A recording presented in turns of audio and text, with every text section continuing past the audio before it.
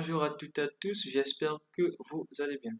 Dans cette nouvelle vidéo sur l'Arduino, nous allons donc nous intéresser au registre à décalage, notamment le 74AC595, qui est donc un registre qui va donc nous permettre d'ajouter le nombre de sorties à notre Arduino au besoin. Il peut parfois arriver que lors de nos projets autres, qu'on ait besoin de beaucoup plus de sorties que ce que peut nous proposer l'Arduino. Donc, on peut utiliser donc ce registre comme une solution pour pouvoir ajouter donc le nombre de broches.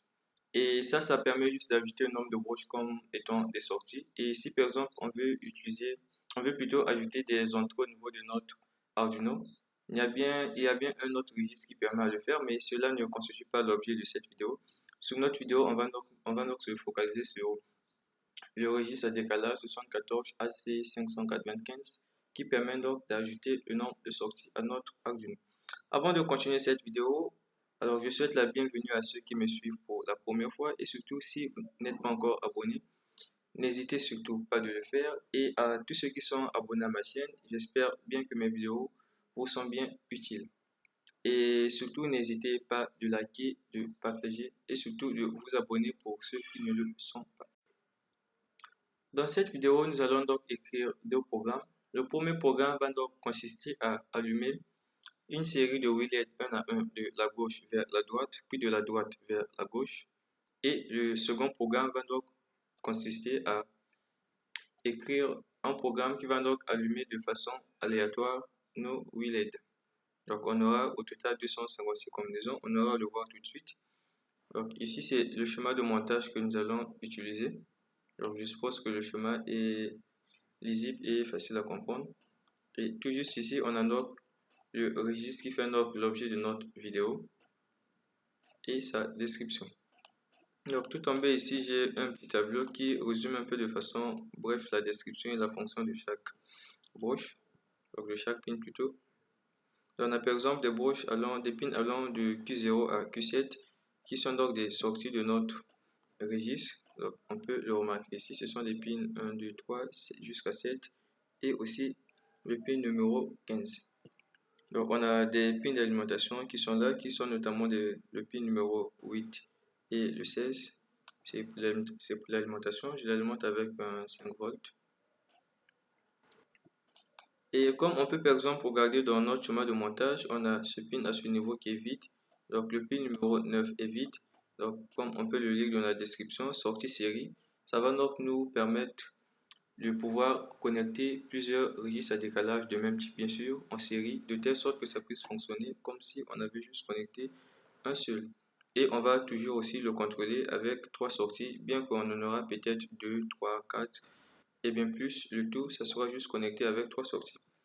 Ça fera peut-être l'objet d'une prochaine vidéo, mais pour l'instant, on va donc se limiter à utiliser un seul registre pour pouvoir alimenter nos LED. Comme on peut donc le remarquer au niveau de notre chemin, 3 pins suffisent donc pour pouvoir contrôler notre registre. On va donc voir quels sont ces pins. On a d'abord donc le pin numéro 14 au niveau de notre registre bien sûr, qui est connecté au niveau de notre Arduino à la broche numéro 8.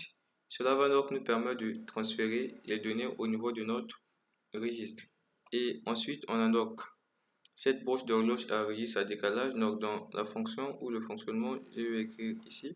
Donc lorsqu'il est mis à high, cela va donc permettre de décaler toutes les valeurs qui se trouvaient dans notre registre vers l'avant pour pouvoir créer une nouvelle place pour la donnée qu'on aura à envoyer. Donc c'est relié au niveau de notre Arduino à la broche numéro 10. Puis enfin, on a donc le pin du registre de stockage qui est donc relié à la broche numéro 8. Et cela va donc nous permettre de mettre à jour les sorties de notre registre. Donc il y a une image que j'ai ici, que j'ai trouvée sur internet qui résume ça très bien. On a donc cette image qui résume de façon claire et précise le fonctionnement donc du registre. Comme on peut donc regarder tout en haut, on a donc data qui sont donc les données qui sont envoyées au niveau de notre registre à décalage. Et tout en bas, on a donc l'horloge du registre à décalage. Donc on peut constater que à chaque fois que l'horloge de notre registre passe de l'état bas à l'état haut, cela indique donc qu'il y a un nouveau bit qui est donc arrivé. Donc c'est un peu comme ça que ça fonctionne. Et au niveau de notre registre, les données sont donc insérées à l'intérieur de telle sorte à pousser les données qui se trouvaient à l'intérieur. Donc, on peut donc remarquer cela. Et ici, par exemple, notre sortie ne change pas malgré que les données sont en train de s'insérer au niveau de notre registre. La sortie est maintenue à l'état où c'était bien avant. Sauf lorsque, et la sortie est donc mise à jour lorsque le PIN de notre registre de stockage passe donc de l'état haut à l'état, de l'état bas plutôt à l'état haut. C'est à ce moment que la sortie est donc mise à jour. Donc, à ce niveau, je crois que le mot latch, si je l'ai bien lu. Donc, chaque fois que ça passe de l'état bas à l'état haut, cela permet donc de mettre à jour notre sortie. Donc, comme je le disais, c'est donc le PIN de notre registre de stockage. Donc, voilà un peu en ce qui concerne le fonctionnement du registre à décalage. On va donc s'intéresser à la programmation. Alors, comme je le dis, il y a deux codes. On va donc prendre le premier code qui va donc consister à allumer les lettres un à un, de la gauche vers la droite, puis de la droite vers la gauche. Alors, on peut donc remarquer que mon écran a été un peu coloré. C'est parce que j'utilise un éditeur externe. Donc, c'est à ce niveau. Le fichier a été ouvert dans un net éditeur où j'ai eu écrit le code. Généralement, je n'utilise pas directement l'IDE Arduino pour écrire mes codes. Donc, si vous voulez, vous pouvez l'enlever. Et moi, je préfère le garder et me rendre où j'ai eu à éditer mon programme. Donc, voici donc le premier programme qui va donc nous intéresser. Alors, ce qui est en haut, c'est juste les commentaires qui permettraient un peu de comprendre ce que j'ai écrit. Donc, ici, j'ai donc eu à déclarer des constantes. Donc, ici, par exemple, on a une constante que j'ai eu à appeler pin data, donc connectée à la broche numéro 8. C'est donc cette broche que nous allons donc utiliser pour pouvoir envoyer les données au niveau de notre registre. Et ici, serial clock, donc serial clock, c'est l'horloge de notre registre à décalage qu'on va donc utiliser pour pouvoir reconnaître l'arrivée d'un nouveau bit. Et ici, donc, registre clock qui est donc l'horloge que nous allons donc utiliser pour pouvoir mettre à jour. Donc, c'est une broche que nous allons utiliser pour pouvoir donc envoyer la donnée qui va donc permettre de mettre à jour la sortie de les sorties plutôt de notre registre à décalage. Donc, chaque fois que ça passera de l'état haut à de l'état bas à l'état haut, cela mettra donc à jour notre registre à décalage. Alors, à ce niveau, ce sont donc des prototypes de fonctions. Ça a été déclaré beaucoup plus bas. Donc, lorsqu'on écrit le code, je trouve que c'est beaucoup plus préférable de le mettre au tout début. Comme ça, au moins, je peux savoir le nombre de fonctions que j'ai eu à déclarer. Parce que lorsque le programme est parfois beaucoup plus long, on peut avoir un peu du mal à retrouver un peu des fonctions qu'on a eu à déclarer soi-même. Et là, en lisant le programme, on sait déjà que dans ce programme, il y a une fonction qu'on appelle clear et what register qui a été utilisée et implémentée beaucoup plus bas. Donc, au niveau de notre vote setup ici, on va donc définir nos broches étant comme des sorties, donc notamment la broche numéro 8, 9 et 10. Donc, j'ai eu donc à utiliser la boucle for pour le faire. Et aussi, je l'ai initialisé à l'état bas. Avant de s'intéresser à notre vote loop, on va d'abord regarder des fonctions qu'on a eu à déclarer. On commence par la dernière fonction, what register. Donc, comme j'ai écrit dans la description, cette fonction permet d'écrire dans le registre, le contenu du tableau data qui est donc la variable qu'on a eu à déclarer tout là-haut, puis ensuite met à jour les sorties. Donc ici, comme j'étais en train de dire, donc préparation, par exemple, je vais mettre un commentaire, préparation du registre à recevoir des nouvelles données. Donc c'est ça, c'est donc le PIN de notre registre de stockage. Donc on commence d'abord par le mettre à l'état bas afin de pouvoir envoyer les données. Et à ce niveau, on envoie donc les données. Donc ici, on a notre horloge de notre registre à décalage. Donc, on le met à l'état bas.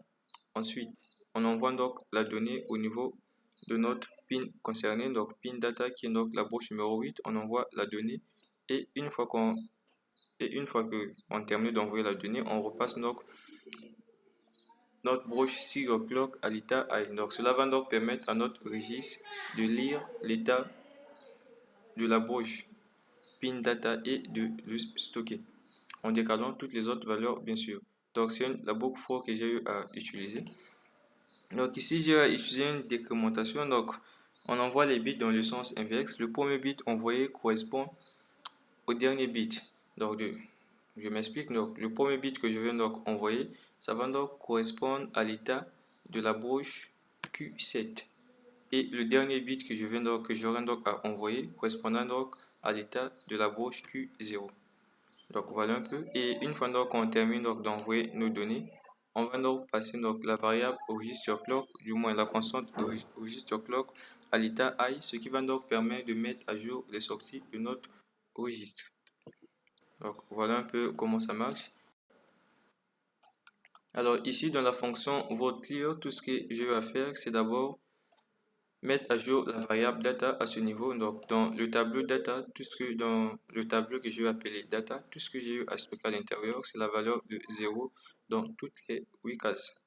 Et après cela, je fais donc appel à ma fonction whatRegister qui va donc accéder donc à cette variable pour pouvoir donc l'envoyer au niveau de notre registre. Étant donné que ça contient donc 0, cela permet donc de d'éteindre plutôt ou de mettre nos sorties à l'état bas ou du moins à 0. Et donc, par conséquent, les LED seront donc éteintes. Alors, on revient donc à ce niveau. Donc, comme on peut le remarquer au tout début de mon programme, j'avais initialisé la variable à 0, donc mon tableau contient rien. Donc, lorsqu'on fait ceci, cela revient à dire que ça contient donc 0 à l'intérieur. Toutes les 8 cases sont initialisées donc à 0. Donc, c'est ce que j'ai eu à faire par exemple à ce niveau. Donc, c'est la boucle for qu'on va donc utiliser qui va donc envoyer donc ici, j'ai eu à écrire que i doit être inférieur à 7, ce qui donc revient à dire que la dernière valeur de i sera donc 6, qui correspond donc à cette case. La huitième case ne sera donc pas allumée. C'est à ce niveau qu'on va l'utiliser pour l'allumer. Parce que si je devais mettre que i doit être inférieur et égal à 8, la dernière lampe devait donc s'allumer deux fois de suite. Donc voilà un peu.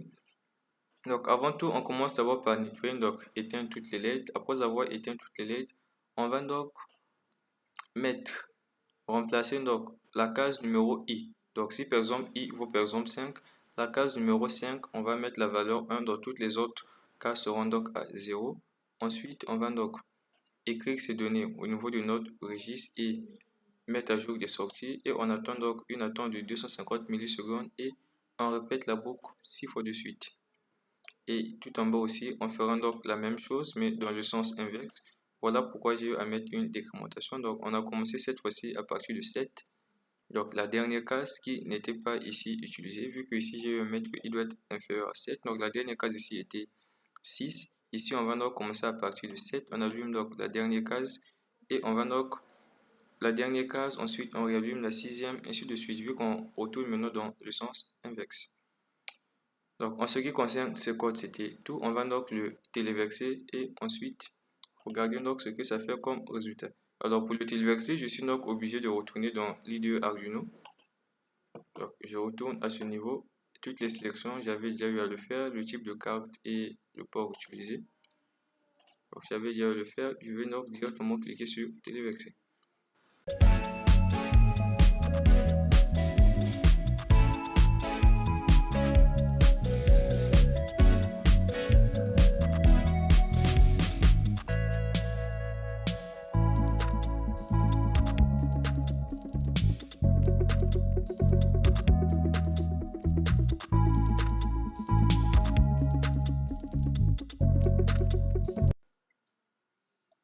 On va donc s'intéresser à notre second programme qui va donc nous permettre d'allumer plutôt nos LED de façon aléatoire. Le câblage et tout, le branchement plutôt, ça ne change pas, c'est plutôt le code qui change. Donc, par exemple, à ce niveau aussi, au niveau de prototype de nos fonctions, on peut donc remarquer que cette fonction a changé. Donc, au lieu que ce soit vote en paramètre, donc ça prend un paramètre en compte qui est le choix. Donc, une variable que je vais appeler choix. Et ça correspond donc à la combinaison d'allumage de nos LED. Donc, quelle LED qu'il faut allumer, quelle LED qu'il faut plutôt éteindre. Donc, au niveau de notre vote setup, j'ai eu donc à ajouter cette ligne qui va donc nous permettre de générer un tirage de façon aléatoire. Sinon, tout le reste est pareil. Avant de s'intéresser à notre vote loop, on va d'abord regarder donc les fonctions que je vais déclarer. Donc, par exemple, comme on peut regarder par exemple ce que je vais mettre en commentaire ici. Donc, la valeur maximale de notre combinaison ici, on va donc tirer norme qui varie entre 0 et 256, excepté 256. Donc, la valeur maximale sera donc 255. 255 ici, en binaire, correspond en 8 bits, bien sûr, ça correspond à 1 répété 8 fois. Le B que je vais mettre, c'est juste pour signaler qu'ils sont binaires. Donc, c'est ici. Donc, par exemple, lorsque on va donc tirer le nombre 255, on va donc lire les 8 bits qui constituent donc 255. Lorsqu'on tire 1 aussi, on va lire donc les bits qui constituent 1. Donc, par exemple, si on avait 1, par exemple, si on avait par exemple 1 en binaire, ça serait égal en 8 bits, bien sûr. On aura donc 1, 2, 3, 4, 5, 6, 7, comme ceci. Donc, lorsqu'on a ceci, c'est qu'on a eu à. C'est comme ça donc qu'on écrit un donc. Par exemple, si on tirait par exemple 1, la lettre qui sera donc allumée, ça sera donc la dernière lettre. Donc, la lettre reliée à la broche Q7. Donc, voilà un peu le principe. À ce niveau, j'ai eu à déclarer deux variables. Ce sont donc des variables utiles pour le bon fonctionnement de cette fonction. Donc, on a bool data ici qui est un tableau de 8 cases, initialisé à 0 aussi, et une variable que j'ai appelée position qui va donc me permettre d'accéder aux différentes cases de notre tableau appelé data. Donc, voilà un peu. À ce niveau, on va donc lire les bits et le stocker dans le tableau. Donc ici, le bit qu'on va lire, c'est le bit qui sera envoyé en paramètre ici. Si par exemple, le bit envoyé correspond par exemple, le choix par exemple, correspond à 255, on va donc lire les bits que constitue donc 255, notamment 1 répété 8 fois. Donc je vais utiliser donc la fonction bit8. Il y a plusieurs vidéos que je vais faire où je les utilise. Je suppose que vous savez comment ça s'utilise ici. Donc bit8 commence à lire les bits du dernier au premier. Voilà pourquoi j'ai eu à mettre position ici à 7. Donc le premier bit qui sera donc lu sera donc ajouté dans notre tableau à la case numéro 8 et ainsi de suite. Donc la case numéro 8 correspond donc à la case numéro 7 vu que c'est 8 moins 1, ça me donne donc 7 et ainsi de suite. Donc ici on a notre variable et ici le numéro donc du bit à lire. Donc nous on va donc lire 8 bits sur notre variable choix. Donc voilà pourquoi il varie de 0 jusqu'à 8. Une fois que c'est lu, on va donc le stocker dans la variable state plutôt, et on va donc l'ajouter au tableau à la case correspondante. Et on va donc décrémenter la position pour pouvoir donc accéder aux autres tableaux aussi.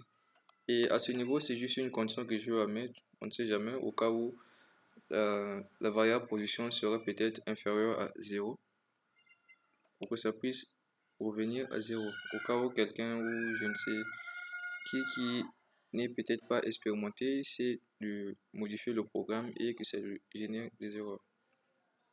Donc après cela, tout le reste ici est donc pareil à ce que j'ai eu à expliquer tout récemment. Donc voilà un peu en ce qui concerne donc la fonction writeRegister, et on revient donc à ce niveau, la fonction clear. On peut donc constater que ça change aussi. Donc ici, on envoie directement le choix qui correspond donc à l'état de sortie, donc à savoir ici 0. Lorsque je mets 0 en paramètre, ce qui va dire que je vais envoyer quelque chose de ce genre. Donc B sont binaires, donc on a 1, 2, 3, 4, 5, 6, 7, 8. Donc je l'envoie comme ceci. Donc lorsqu'il lit ce bit, donc c'est tout ce qui sera lu. Donc on lit le premier bit qui est 0, le deuxième bit 0, le troisième bit jusqu'au 8e bit qui est aussi 0. Et le tout sera donc envoyé au niveau de notre registre, ce qui mettra donc l'état de nos LED à l'état bas, donc qui conduira donc à l'extraction de nos LED. Donc à ce niveau, il n'y a rien de bien compliqué. On va donc faire le tirage au sort. Donc pour le tirage ici, c'est la fonction random qu'on utilise. Il y a aussi une vidéo où j'ai parlé de ça. Je le mettrai aussi en commentaire. Donc ici, j'ai directement mis la valeur maximale. Donc il y a plusieurs façons d'utiliser la fonction random. On peut mettre la valeur minimale, ensuite la valeur maximale dans les parenthèses, ou encore mettre directement la valeur maximale. Mais dans notre cas ici, on met directement la valeur maximale. Alors ici, pourquoi j'ai eu à mettre 256? Donc 256 ici, c'est parce qu'on a encore dans quelque sorte en 8 bits. Donc lorsqu'on met 2 expo 8, ça me donne 256. Donc ça va donc varier de 0 jusqu'à 255, ça fait 256. Donc on a 256 combinaisons possibles d'allumage de nos LED. On peut par exemple tout éteindre, allumer la première LED, pas les autres, allumer la dernière, pas les autres, Ainsi de suite, le total, ça nous fera donc 256 combinaisons possibles. Donc voilà pourquoi j'ai eu à mettre 256 à ce niveau. Et à ce niveau, donc rien de bien compliqué. Une fois que le choix est fait, donc, on va tirer un nombre compris entre 0 et 256. Je peux aussi le modifier, ça serait beaucoup plus mieux. Donc je prends peut-être un nombre 0 entre 256, donc comme ceci. Donc, le nombre minimal c'est 0, le maximum c'est 256 moins 1, donc 255. Et une fois que le tirage au sort sera fait, on va donc stocker le tout dans la variable choix. Et la variable choix sera donc envoyée en paramètre au niveau de la fonction whatRegister qui va donc mettre à jour l'état des sorties de notre registre. Une fois fait, on va donc patienter. Donc on met une attente. Après l'attente, on va donc tout nettoyer, donc remettre toutes les sorties à 0. Et après cela, on attend de nouveau et la fonction, donc le programme plutôt, recommence à 0 et ça indéfiniment. Donc je sauvegarde en faisant un CTRL S. On va donc retourner au niveau de notre IDE Arduino où j'ai ouvert le fichier. Donc ici, je suis en train d'utiliser un éditeur externe. Donc toutes les modifications que j'apporte à ce niveau vont aussi apparaître au niveau de mon IDE Arduino. Donc je suis à ce niveau. On peut remarquer que le programme a changé et tout. Donc, on va donc compiler et déverser le programme. Les modifications avaient déjà été faites. Non. Je dois reconnecter la carte. Je n'ai pas connecté la carte. Donc, on reconnecte la carte. La carte est connectée. On téléverse notre programme et on va donc apprécier le résultat. On se donne rendez-vous les amis très prochainement.